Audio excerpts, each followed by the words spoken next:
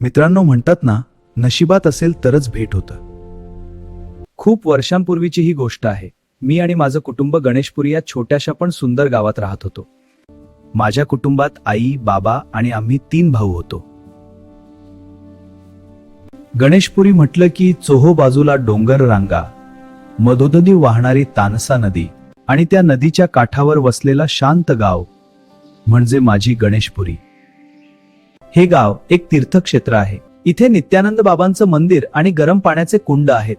सुखसोयींनी भरलेलं पण साधं आयुष्य ते. त्यावेळी मे महिना होता. शाळेला सुट्टी होती. माझ्या शेजारी राहणाऱ्या मावशीची भाची सुट्टीसाठी त्यांच्या घरी आली होती. आणि मित्रांनो, ती तिला पहिल्यांदा पाहताच माझं मन तिच्यावर हरवलं. मनात एकच विचार आला, ही किती सुंदर आहे. भविष्यात माझं लग्न हिच्यासोबत झालं तर? हो, डायरेक्ट लग्नाचा विचार आला होता. मग काय, दिवसभर तिच्याशी बोलणं, तिच्यासोबत फिरणं हा माझा रोजचा दिनक्रम झाला होता. पण एक गोष्ट होती, ती माझ्यापेक्षा 5 वर्षांनी लहान होती. पण म्हणतात ना की प्रेमामध्ये कोण वय पाहतं.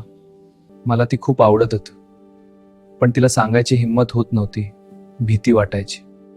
तिने मावशीला सांगितलं तर, किंवा बाबांना कळलं तर? आणि असंच शाळा सुरू झाली आणि ती तिच्या गावी परत गेली. पण मित्रांनो, जाता जाता तिच्या आठवणींचा कट्टा सोडून गेली. हळूहळू मीही विसरून गेलो.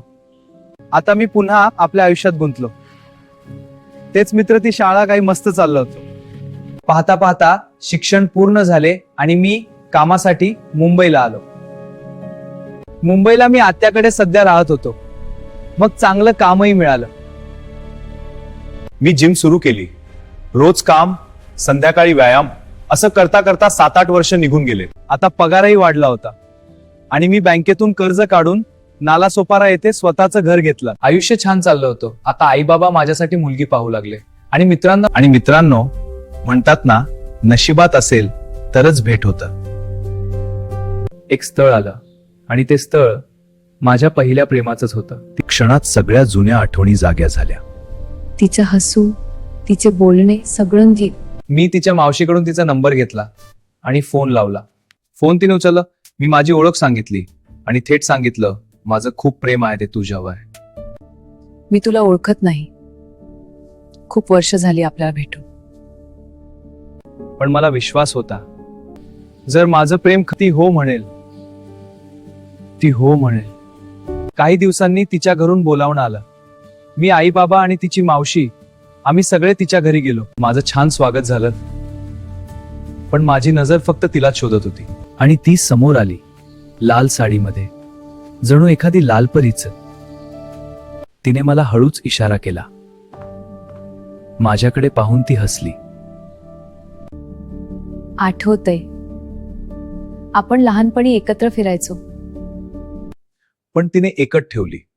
जोपर्यंत माझं शिक्षण पूर्ण होत नाही तोपर्यंत लग्न नाही.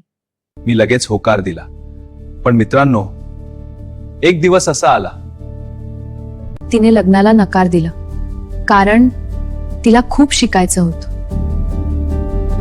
मी तिला समजावलं, लग्नानंतरही तू शिक्षण पूर्ण करू शकतेस.